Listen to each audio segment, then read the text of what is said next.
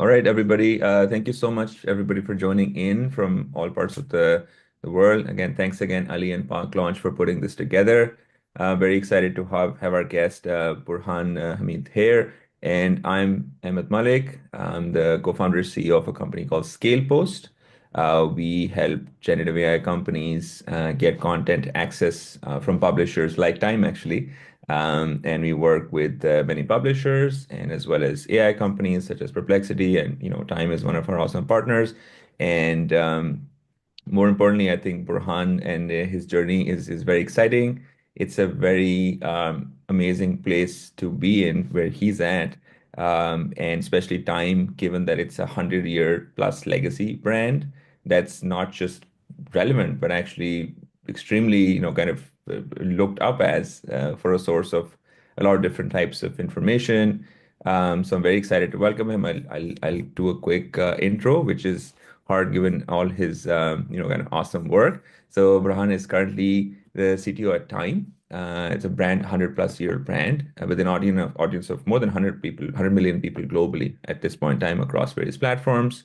He's currently overseeing Time's product vision and strategy, especially when it comes to digital transformation, as the brand literally enters the second century. He's also an advisor, an active startup advisor, and to a company called streamr.ai, which is an AI-powered platform that generates video ads and launches them on streaming TV apps like Netflix, Samsung, Plus, and just under 2 minutes. And I've seen the demo, and it's pretty cool. An award-winning data tech product and engineering leader with a focus on digital transformation, especially. Um, and Buran has a proven track record of building high-performing teams and delivering highly reliable systems. As you can understand, with media, it's very, very important to be extremely reliable and current. His teams were recognized for his innovation in the cloud with the 2021 Google Cloud Customer Award, as well as 2023 INMA, International News Media Association, I believe, award for AI recommender system to drive digital revenue. Brown has held several senior executive roles at Time, also the Time Inc., which was acquired by Meredith Corporation, I believe, earlier, including SVP of Data, Product Engineering, VP of Data, and in these roles, he's led teams of engineers, ML leaders, data science, data analysts, and product managers, and launched several digital products and platforms. Before Time, Burhan, you were at Time Inc., which was then acquired 2018, I believe, by Meredith, and running teams on various brands that you all have heard of: Entertainment Weekly, People, InStyle, and many other brands. So I hope I didn't miss anything here, Burhan. Thank you so much again for your time and joining us. I'd love to kick this off by, I walked through some of that stuff, but it's been a great journey. I'd love to at least start with, how did you get into not just tech, but tech within media? And then if you could just walk us through your journey and how you now are, basically the CTO of one of the leading world-renowned brands, media or otherwise. Everybody knows Time pretty much wherever you go in the world. So it's a huge accomplishment, I believe. So would love to hear from you on how it all started.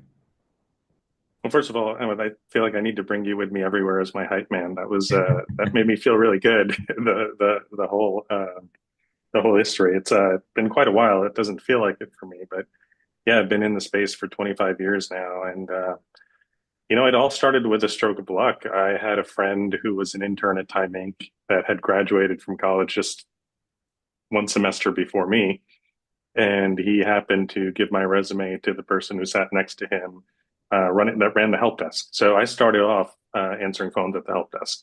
I was part of the call center for Time Inc.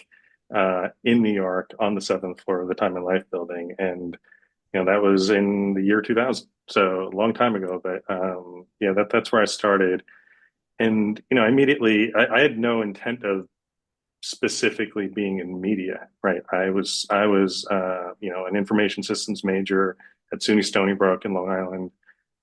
Loved technology. I worked in a computer store, building computers, selling computers when I was in college. So I just always loved everything tech related.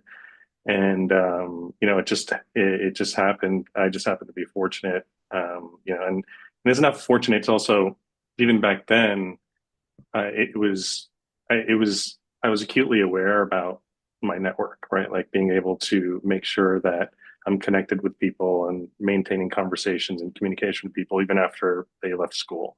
And I think that's what helped me and gave me a very early lesson on being able to use your network to be able to land places and build relationships and take advantage of the opportunities that present themselves through that network. So yeah, I started answering phones and haven't looked back. So I was lucky enough to be able to do so many different things in the technology space throughout my career, particularly at Time Inc. I ran, so I was help desk. I went around, fixed computers for people. I moved on to managing those teams. I moved on to managing an operations team for photo and video asset management. I then shifted over to running a video engineering team. I helped build a studio for Time Inc. on the second floor, where they were doing live streams of Sports Illustrated's webcast and people's webcasts. I got to build a subscription product there. So I got to do so many things. I got to build a cafe in our Brooklyn offices. So in 2015, Time Inc. shut down the iconic Time and Life building. We moved out of there and moved to downtown in the financial district in New York.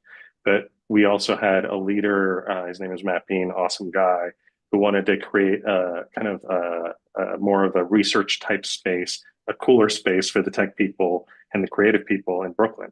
So we went over to Brooklyn, and I was able to actually, he knew I loved coffee. We'll talk about coffee at some point, I'm sure. You can see I'm a little bit of a coffee nerd. And he asked if I wanted to help build and run the cafe there. And because I also, not only do I love coffee, my family history, which we'll probably also talk about at some point, is in the hospitality and the restaurant business. I was like, sure, let's do it. And we had a barista serving espressos, serving lattes, serving flat whites in our offices. So I literally have been so fortunate to be able to do everything I've wanted to do. So that's why I kind of stayed at the company for forever. And now when in 2018 Mark Benioff bought Time, so Meredith acquired Time Inc. Meredith wanted to get rid of certain brands. They wanted to divest them because they wanted to focus on lifestyle, women's lifestyle content, not news, not sports. So they sold Sports Illustrated, they sold Fortune, they sold Money, and they sold Time. And so when they sold Time, one of the guys that used to work at Time that I had a pretty good relationship with, his name was Jonathan Woods. He was a photo and video leader over there. He's an Emmy Award winning video producer. And he asked me to come with Time. He asked me to come help separate Time from Meredith from a technology perspective. And I said, sure. I hadn't actually worked in news up until then. I mean, you can consider People Magazine news, but it's more like, celebrity news. So that was my first time jumping deep into news, and I was able to separate Time from Meredith. It was a great opportunity to kind of build something from the ground up, even though it was approaching 100 years old as a company. It was 96 years old at the time. So we got to build everything from scratch in the cloud. In fact, this was 2018. By the time 2020 hit and the pandemic happened, there was nothing we had to do to have everybody work remotely. It was completely seamless, flawless. Everything was already in the cloud. Everybody was already working on laptops. There was no interruption to the way we worked. Ultimately, in addition to doing all of that, I started also overseeing the product team, the data team, the engineering team, and over the last 2 years, I have become the CTO. It's hard for me to say that. We'll probably get into that also, but yeah, I'm the CTO here now, and it's been a great journey. Like you said, I'm also very interested in continuous learning, so that's why I love the advisory roles that I play for Streamer. I advise another startup also. It's called collectability.ai. That's a company that's working on building an algorithm that helps debt collection. The debt in the US, in the world, is going to be growing significantly over the next 4 years. And I think that's a really interesting opportunity, and it's a completely new space for me. So it's fascinating to be able to get involved in that as well. So yeah, that's the long-winded answer of the history of Burhan. Well, there's a lot of things to, so to speak, double click on, I believe. Thank you for that. And no, it's especially where I'd love to go a little bit deeper into that period, right? Where 2018-ish, I think, when Mark Benioff, who's the co-founder, sorry, not the founder CEO of Salesforce, and he had acquired the brand, and then you have a 100-year-old legacy brand, which is heading into now we know, as you mentioned, COVID, and past that, right? To, as I said, not just being, as we know very well, but just for some context, a lot of media brands and news media, it's a constant struggle, the digital transformation side, right? And then it ties into revenue, being disrupted. But I know to you, it may seem easier than to some noobs here, where how did that happen from 2018 to, let's say, now, or even during COVID, when you said you were automatically ready?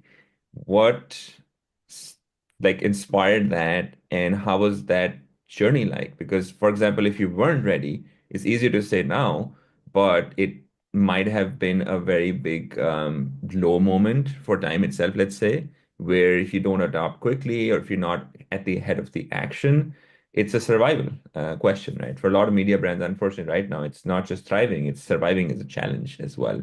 I'd love to know a little bit more about those few years and what like started that journey and any hurdles you had to go face in that process.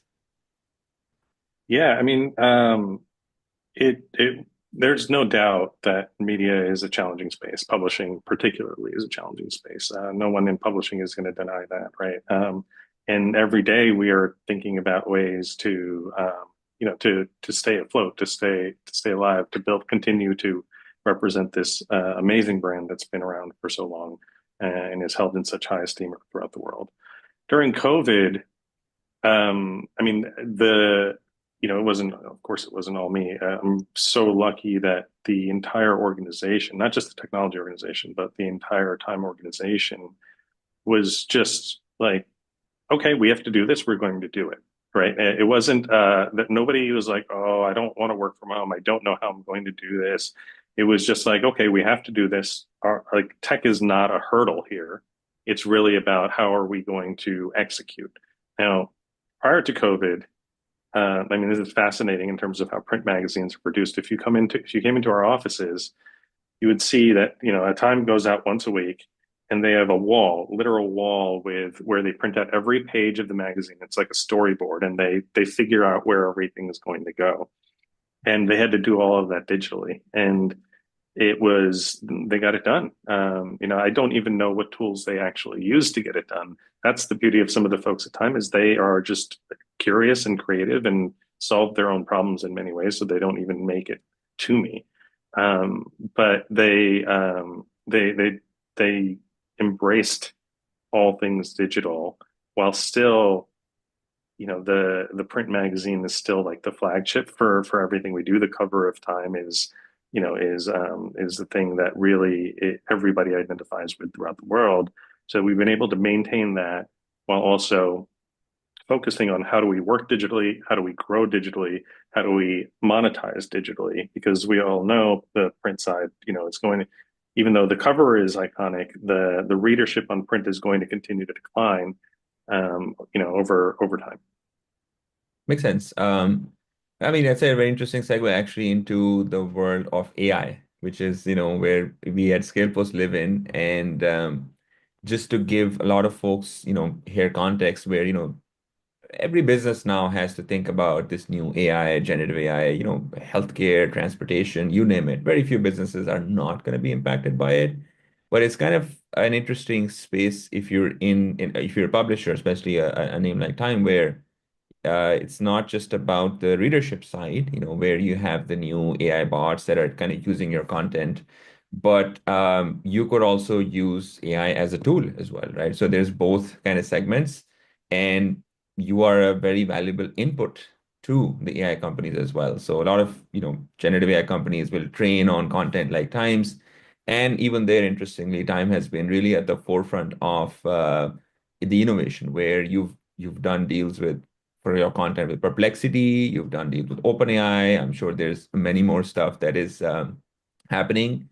Um, how would you, especially for some of the audience who's not as savvy, maybe with the media and AI side, how do you see AI in general, for media, the media publishing industry? And then specifically, you've been really ahead of the curve. Do you see it more as a threat, more as an opportunity?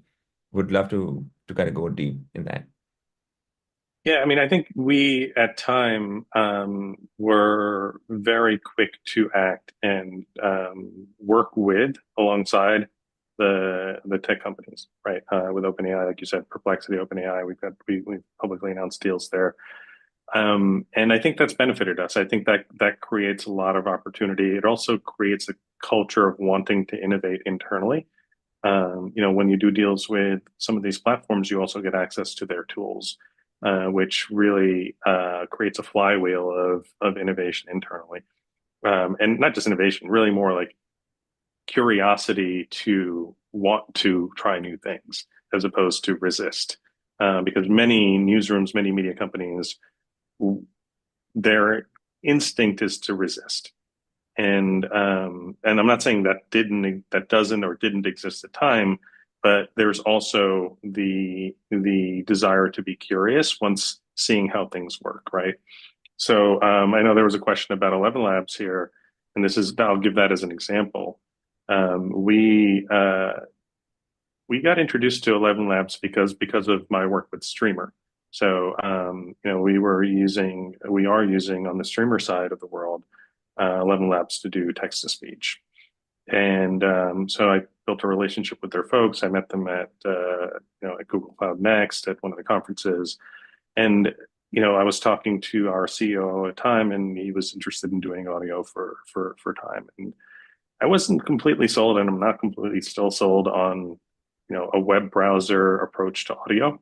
From a product perspective, I don't think it's the best experience. I think applications are, like you're going to listen to a podcast on Spotify, or if you download a Time mobile app that has an audio experience, it doesn't exist yet, but like that would be the natural space to do audio.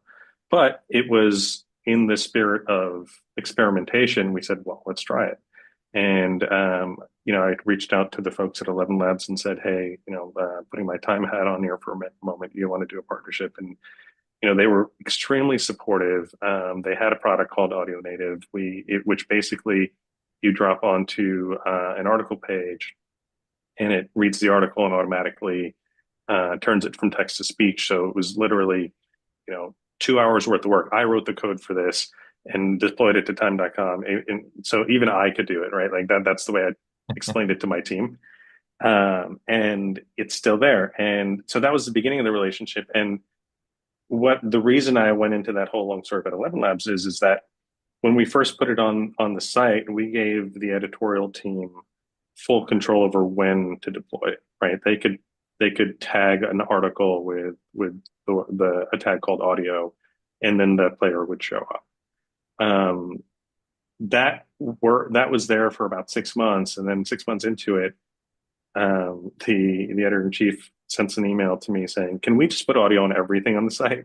Can we just put it on every single article?" Right? So you have to kind of sometimes pique their interest, prove that this is reliable technology. It's not going to endanger the trust the Time has with its readers. So that's kind of the gateway or the guardrails that you have to make sure are in place.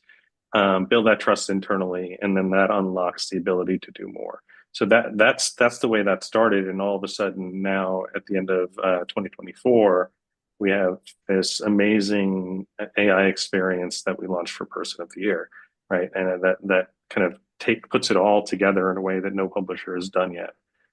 So it's pretty cool that we've been able to innovate quickly through partnerships. We have a very, very lean team internally, so it's a lot of it's done through partnerships.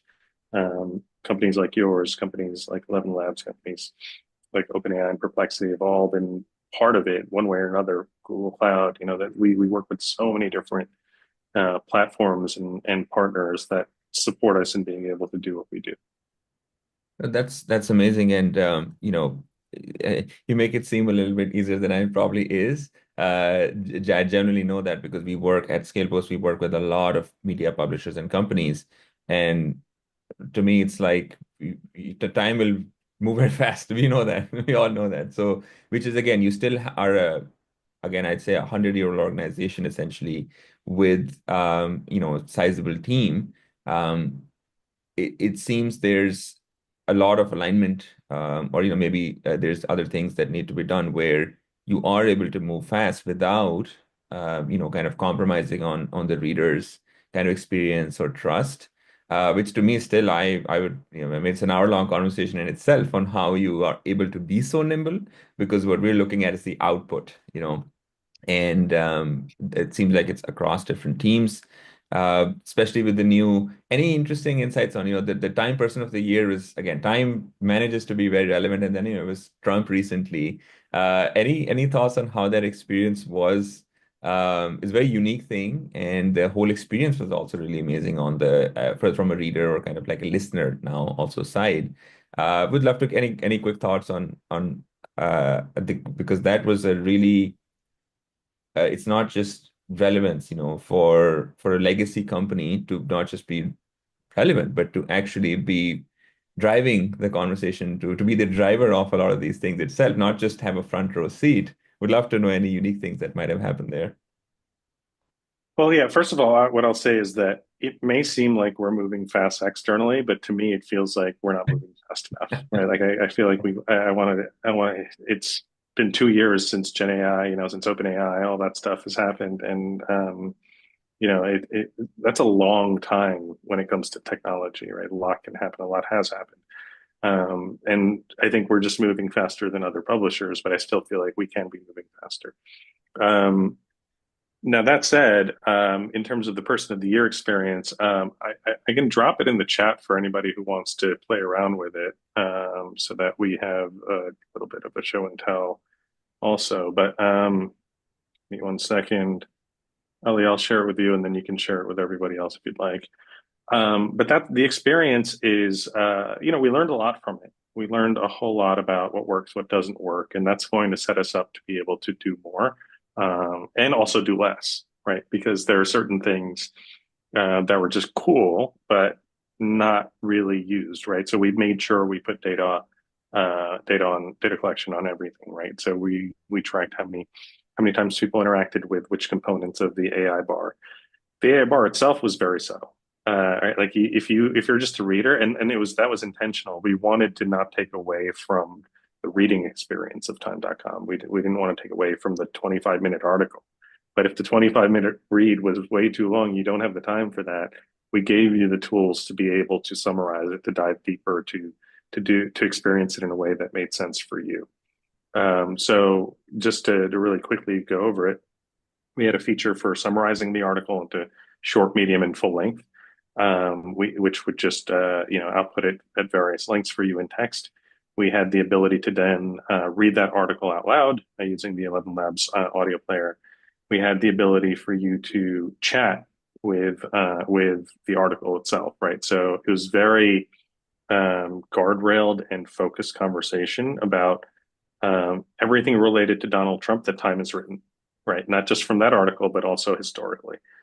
We also extended that to the Persons of the Year for the last 4 years. So Taylor Swift, Zelensky, Elon Musk, you could actually dive into those articles and start asking questions about each of them and learn whatever else you wanted from the Time archive. So the source was important there.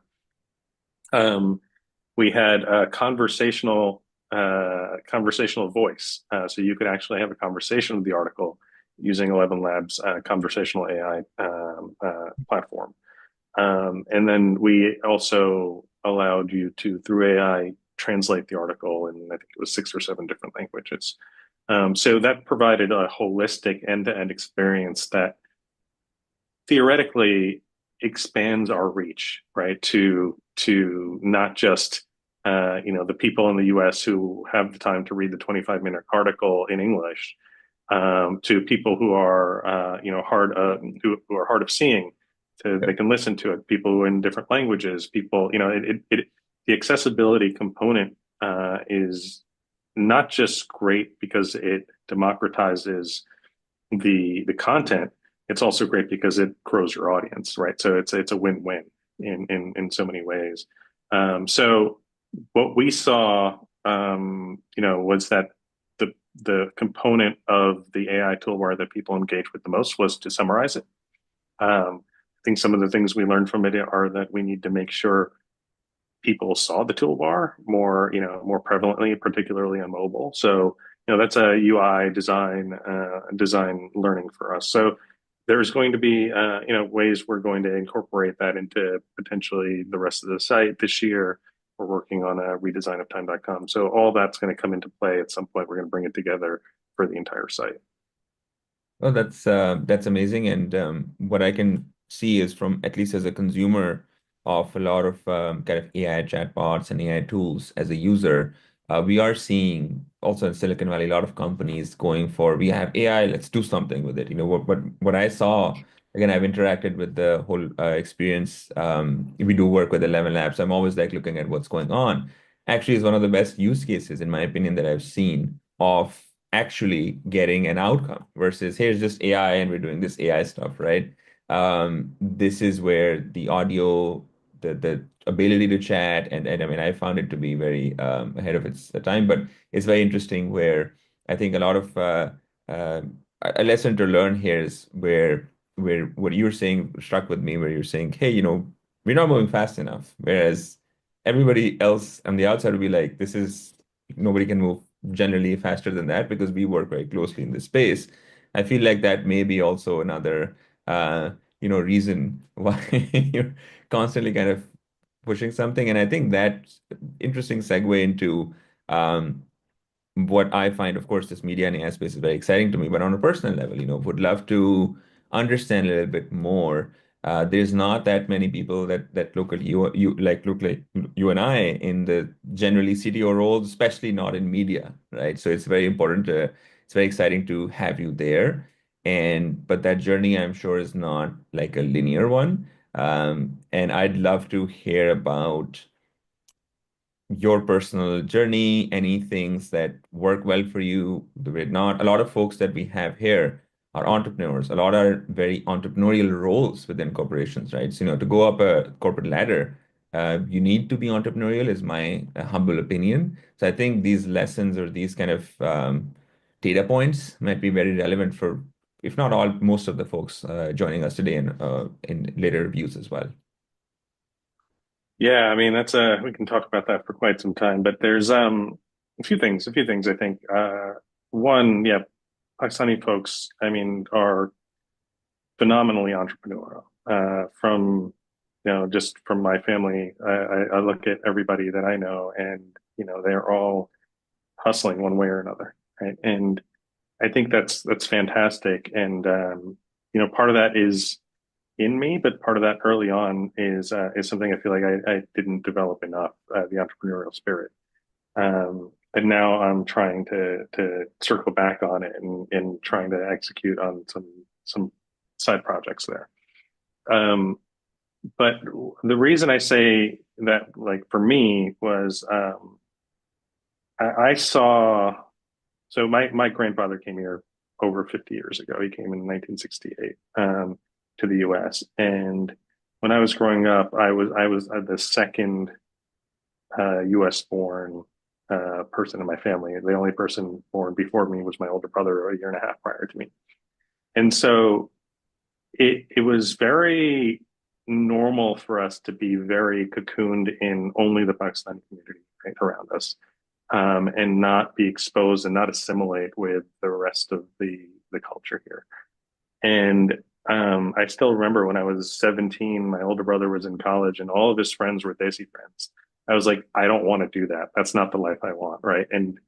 And so I made a very conscious effort to assimilate and make sure that I had a diverse set of friends, because through that diversity I learned so much more than I would have otherwise, just staying within our community, right? And so I know that sounds a little weird and harsh, maybe even, but it's really learn from as many people as you possibly can. Um, you know, Talk to as many people as you possibly can, and then when you find somebody that you see is good at getting ahead, try to simulate what they're doing. You don't have to do that full time, right? But like I was talking to Ahmed about this.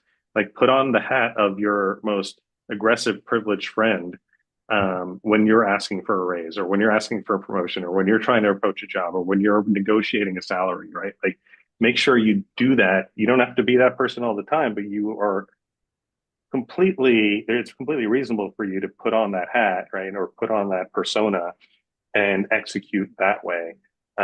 Because you have to actually do what's best for you. And we are very, and I speak for kind of the people that I know, but we're very like respect our elders, very humble. We're taught to always be respectful to figures of authority, and we should do that, but that we shouldn't forego what we deserve, right? Like we're contributing to the success of companies of this country, this wonderful country that we live in.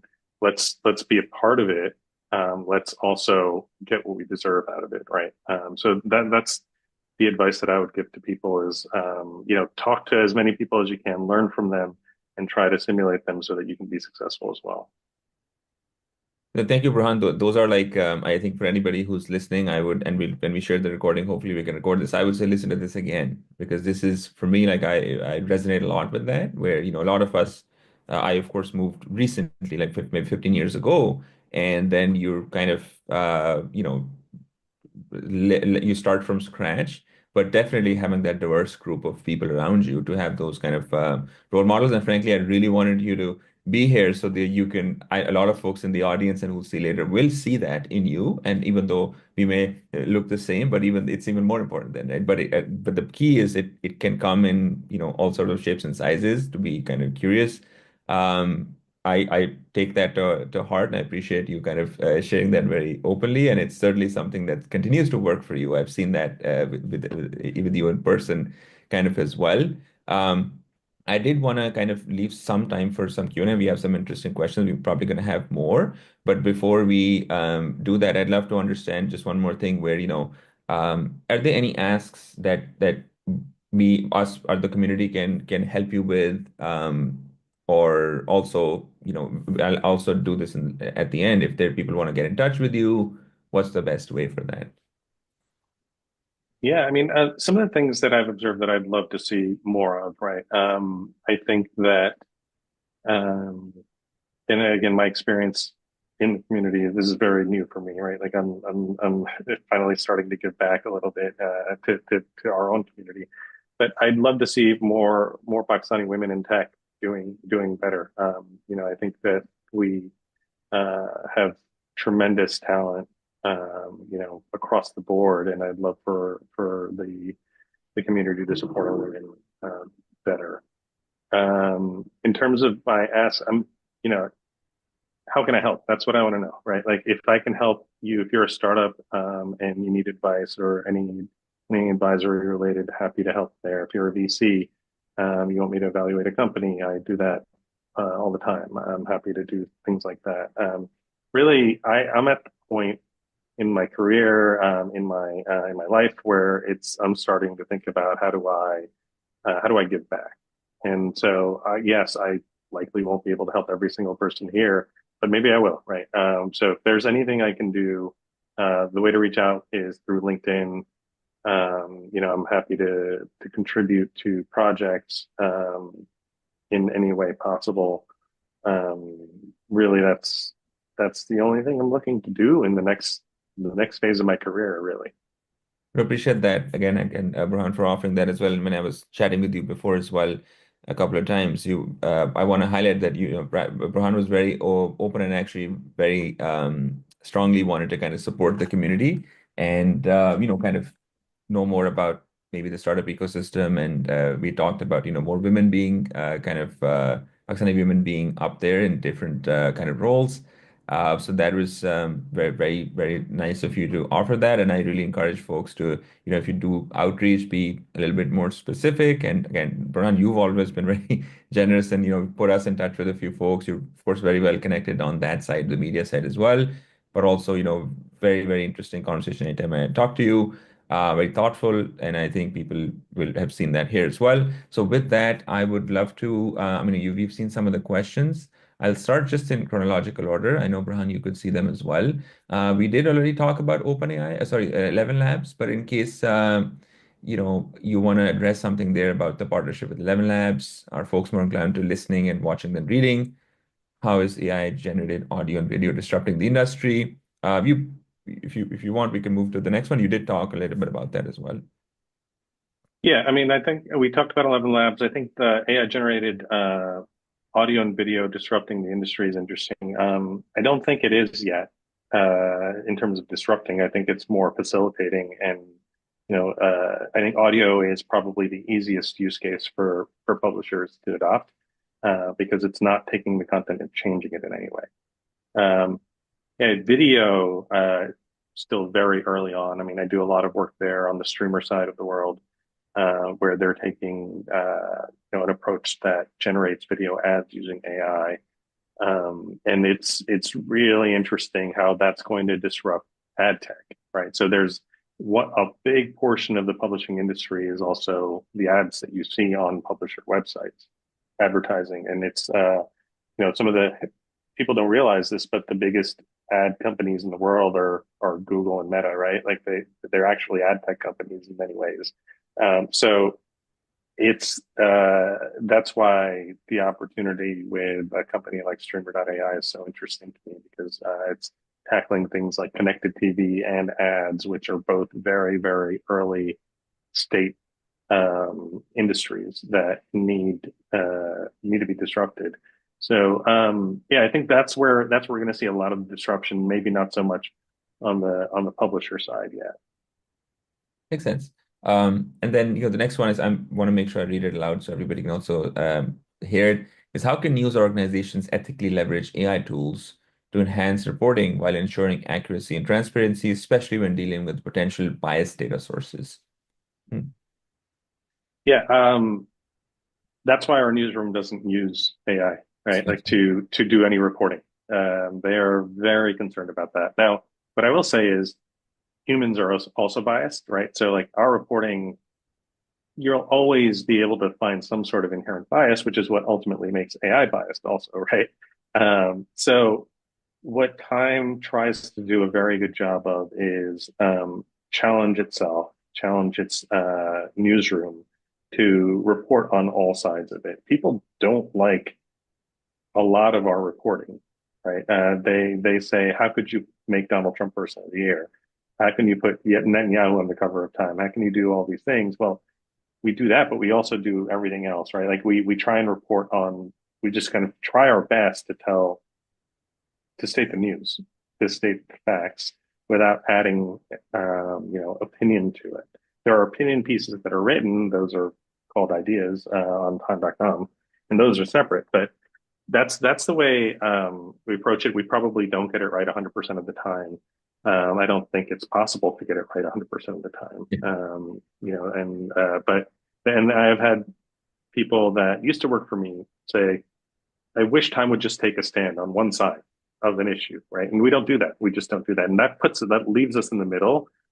If we took a stand, we might actually get a larger audience, right? On either side, because this country at least is so split down the middle on both sides. But we try our best to, and then this is one of the things about Time that I really like is that we try our best to try and stay as much towards the middle as we possibly can. Makes sense. Yeah, and then you touched about already actually, which is great. How can AI be utilized to improve news accessibility for people with disabilities and translate content into different languages? Those are like the lowest hanging fruit. That's the easiest unlock with AI, right? Translation, audio, the accessibility thing that I was talking about with the AI bar that we built for Person of the Year is exactly that. I think that's the easiest win that we can have using AI, not just us at Time, but everywhere. Right. No, I think especially with a great model with the Person of the Year kind of interactive feature, really kind of shows what great implementation could be like.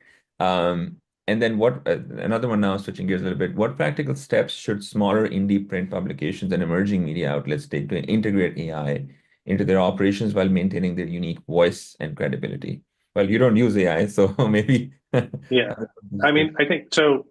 We don't use AI for research editor. and reporting, but for operations, absolutely, right? Like you can run a company with so many fewer people. If you're starting from scratch today, you can, with 5 people, have a media company if you wanted to, right? There are so many tools out there. We just implemented a tool at time called Glean, I think it's Glean.ai. I don't know if it's AI.com. Um, Amazing platform that takes all of your data, your Google Drive, your Slack, your Salesforce, your, every single piece of data that you have, indexes it, and then makes it available to you with the right permissions, makes it available to every person in the company through chat or search. And then it takes it one step further and lets you turn that into actions where you can post a LinkedIn post or do things that you would otherwise take, hours doing, you could now do in minutes. And so I think leverage AI as much as you can to improve the efficiency and operations of the work that you do while maintaining a unique voice so that you maintain your credibility, right? Like don't ever replace your voice with AI. Replace, every bit of inefficiency that you might have in your company with AI. No, makes sense. Thank you for that. And again, that fact that you have, Glean going on and it's very, very futuristic as well. A lot of enterprises still are not there. So that's amazing to hear. Next one is, in what ways is the growing integration of AI reshaping the fabric of social media ecosystems, ranging from personalized algorithms and automated content creation to manipulation of public discourse? And how does this evolution challenge traditional notions of authenticity, privacy, and ethical responsibility? Well, that's deep, but we, you have 2 minutes to answer that. Yeah. Uh, Yeah. Social media is out of control. It is, you have to, I think that my hope, not I think, my hope is that people will start to develop the skill of being able to recognize what is AI generated and what is not, right? In the absence of these platforms identifying AI generated content versus not. I think this also creates an opportunity, right? So one of the things that has really helped me throughout my career is thinking about change as the gateway to opportunity. And with every bit of change, there's opportunity there to be able to take advantage of. So if you're entrepreneurial right now, you might be thinking about ways where you can solve that problem, right? Is there a way and there are already solutions out there. They just haven't picked up. I worked with the team at Fox on something called Verify, which is a blockchain-based way to authenticate content, right? So you can send your content to their chain, and then third-party tools can verify that your content is legitimate. So there is a small ecosystem that is growing there, but I think this is a potential opportunity to solve a problem if that problem is something people want solved, right? Like it's going to be interesting to see if this is going to be something that people just get used to and learn, or they'll need some indicators where some corporate responsibility will come into play to help identify content that is AI generated. Oh, a big caveat there. Like as you said, very interesting. Where if people want to solve it or not is the big question. Yeah. And then the next two are somewhat similar, where, what are the limitations of AI in creating original content? I think you already addressed some of that, but then AI technology just in media production, which is more like the side of implementing it maybe for efficiency. Um, Yeah, I mean, I think limitations are hard to think of because we're not really using the tools that are even available to us today. So, one of the tools that I've been trying to leverage at time, but have gotten some resistance on is there's a tool called Opus Clip. You could do a 10-minute video if you've produced a beautiful 10-minute video for your website, or even a 5-minute video. It'll take that video and cut it into small 30-second clips in vertical format with subtitles, framed right, and you'll get like 10 clips that you can post to social really quickly.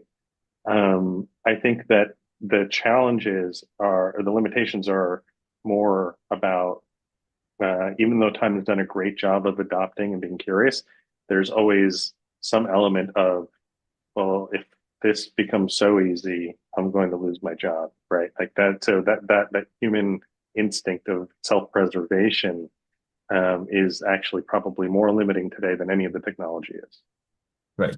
I think definitely that, especially, given our ScalePost, we work with media and publishers, we saw a lot of, video content we're looking at, and especially on the Hollywood side. We were recently did like a small kind of event with some Hollywood kind of producers or kind of editors, and it was just impossible to even mention AI. It was don't say the four-letter word, like don't say that, because there's so much paranoia on, this is going to replace folks, and that the fact that it's hindered. So it's very interesting to see that. And there's so many new interesting tools. You mentioned Opus Clip. There's a company called Eddy AI. It's a very interesting similar concept. We just have a bunch of video. You can, make it into smaller usable clips across various socials. But adoption is truly has many facets, right? Just because it's awesome doesn't mean that there's going to be a human element that'll just adopt it. So no, appreciate that little nugget. Um, and then the big question: what is the future of print media? Maybe every article is perfectly tailored to each viewer's interests, knowledge level, and needs. Um, I don't know. If I could answer that question, I'd I don't know where I'd be. Yeah, I mean, I think the future of print media actually is, well, not print, right? The future of print media is digital. I think there is going to be certainly going to be quite a bit of personalization, but I think it's giving people the choice to consume the content how they want, when they want, where they want, right? Is I think going to be the key. There's so much content out there. I do think, I truly believe that there is still a place for trusted journalism in this world. There's always going to be the independent, social media journalists. But I think that verified, trusted content in the context of AI, in the context of every bit of fake news that's out there, becomes even more important. And so I do think that print media, or what I'll rephrase as trusted journalism, has a place in this world. We just need to figure out a way where it's not framed in the context of unlimited, uncapped growth, right? Like the consumerism of capitalism that just says grow, grow, grow, grow, grow, grow, grow, because that may not be realistic for media companies, the same way it is for tech companies. I don't think it's realistic for anybody, but that's the world we live in. Yeah, I mean, definitely makes sense. And next one, I'm very curious to know, what are the critical metrics, or what are the biggest cultural hurdles actually companies face when attempting digital transformation? And the next one is naturally the ties in somehow, or the success metrics, I guess. Depends on how you define digital transformation. Right? We've been under digital transformation probably since 2008, in the media and publishing space, maybe even prior to that. But I think that the always the biggest hurdle is adoption internally, right? In leader around across leadership, end to end, making sure that everybody's on the same page. And that's just with anything you're trying to do. So one of the things I wish I was better at was being a salesperson, because you always have to be selling the idea of what you're building, or the idea of the transformation, the idea what that's going to unlock the future that this company wants. And so if you can lead with that, if you can show them a vision of, okay, we are going to do this thing because it's going to unlock this value to the company, and now this company is going to be worth this much, or whatever the incentives are that align with what your leadership team is seeking for its company, that's going to guarantee you the success that you want, or at least give you a chance. No, that makes sense. And again, I would say, again, something people want to remind and listen to, that would be it. That sales part of kind of a leader's job is often overlooked or underappreciated, but that you heard it from the master himself. So that's really, really I resonate with that quite a bit, especially if you're going to I'm move. not a master of sales by any means. I wish I was. Well, yeah, you've done okay. So and then in terms of, I think that there was another the print media question is kind of there again. Approach to fact checking. I think you maybe alluded to that a little bit, but yeah. Yeah, I don't. I mean, I don't do Right. the fact checking, right? But the newsroom for Time has a team of researchers and fact checkers that's their only job. Yep. That's what they do. Is they make sure things are accurate before they go out. Right. But So go okay. ahead. No, that's I don't know exactly which tools they use, but I mean, I know they have access to LexisNexis and like research library tools basically to do that. I don't believe they're using AI to do any kind of fact checking, if that's the ultimate intent of the question.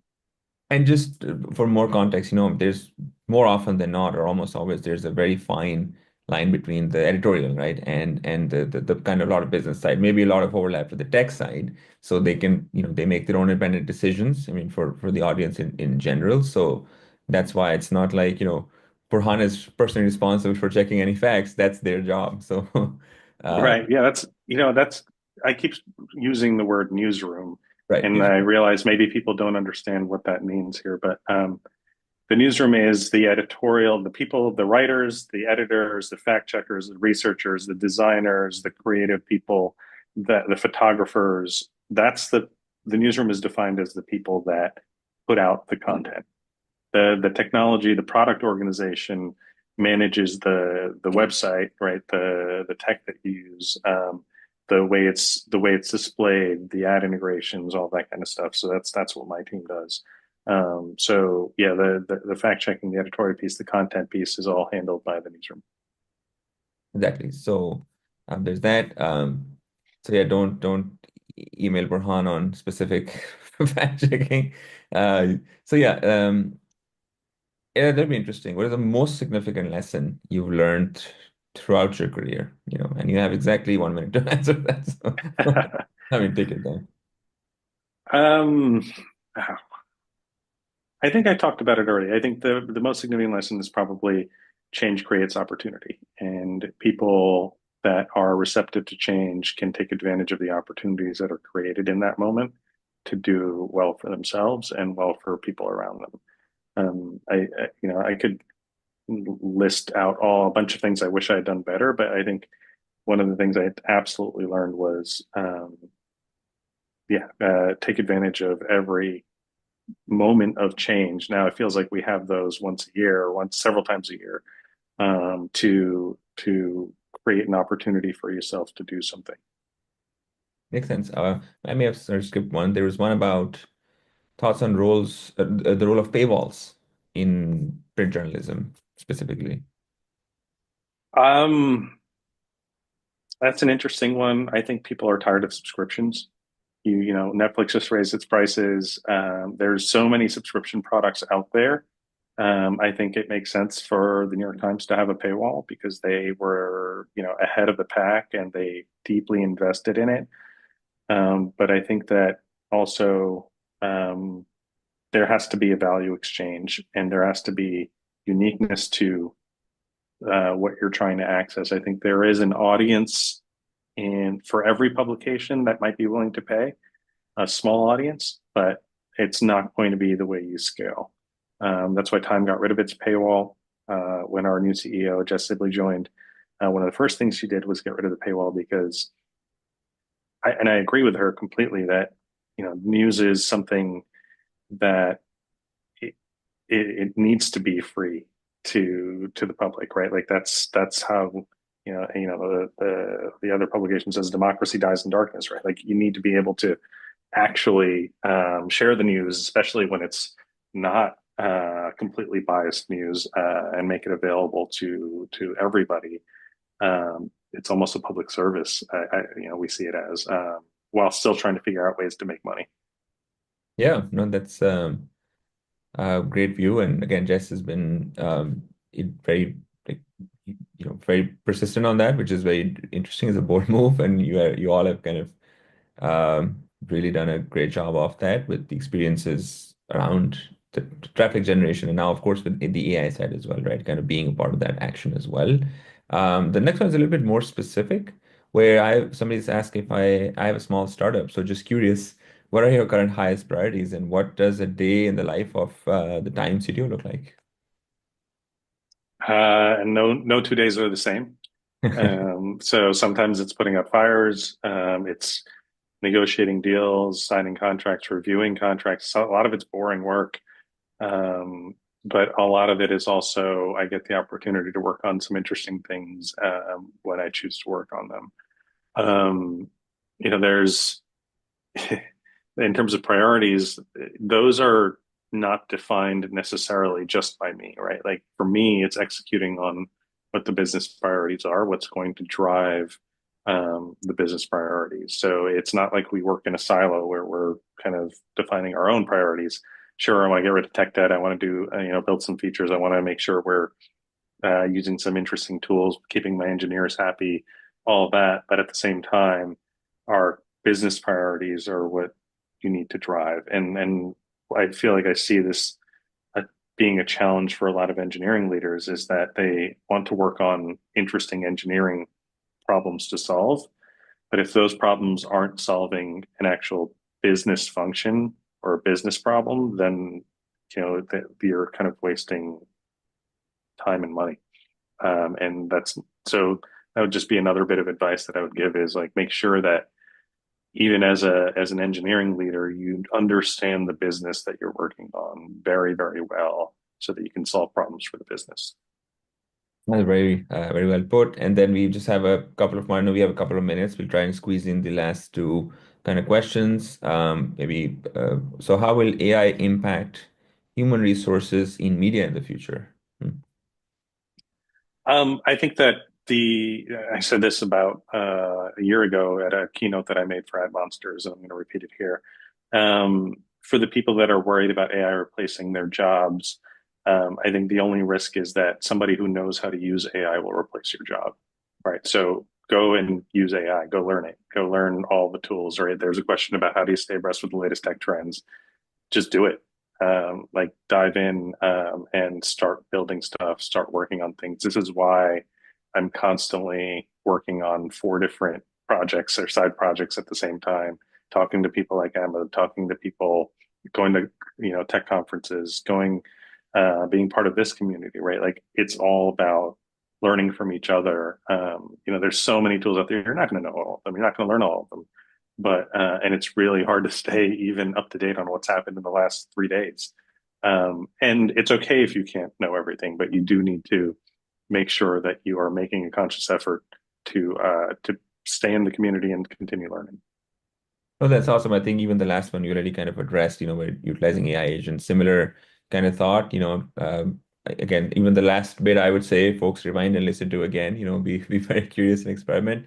And again, I don't know when or how you find the time to be involved in some interesting projects. In Streamer, I've seen the demo myself, and I think would be a great resource for folks, who are looking at very different types of things as well I think Burhan is a great advisor and he's always awesome to work with. So definitely um, reach out to him on LinkedIn and for any other stuff as well that people might feel like he could kind of shed some light on.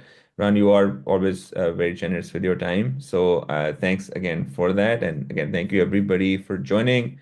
Um, just parting words, Burhan, LinkedIn is the best way people can find you. That should be straightforward. And please kind of be more specific is what would be my ask would be if you have certain kind of, ask or kind of thoughts that you want to kind of get Burhan's thoughts on. But again, thank you so much again, Burhan. It's been a pleasure. It's been very, very informative. And I hope there's a lot of nuggets there that, as we launch this on kind of YouTube with these kind of smaller um, specific nuggets as well. That is, I would encourage everybody to listen to them again on how to kind of, climb up the ladder in a very smart way, how to be curious, the digital transformation, what is it and how to do it. This is a little bit of a small mini masterclass on that, and I'm sure there's so much more we could talk on for hours. Thank you again, Burhan. Appreciate your time. Thank you, Emma. Thank you, Ellie, for having me. I'm really, really happy to be here and share whatever I can with the community. So excited to maybe do this again sometime. Yeah, absolutely. No, we'd love to keep you involved in the events as well and have some other, conversation on similar or maybe other topics as well. Again, thank you everybody for joining. This is it for today. Hope to see you all soon. Take care. Bye bye. Bye, everyone.